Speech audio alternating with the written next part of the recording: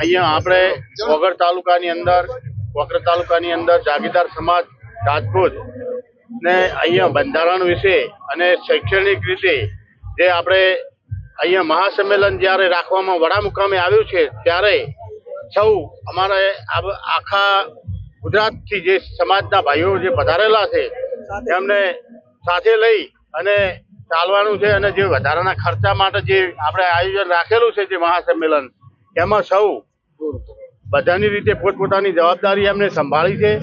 દરેક આગેવાનો મિત્રોને યુવાનોને એમને શૈક્ષણિક આગળ વધારેમાં વધારે આગળ વધે અને વધારાના ખર્ચા પણ બંધ થાય. જે સમાજના નિયમો જે કરવામાં આવ્યા છે તેમનું સૌ પાલન કરશે સમાજ.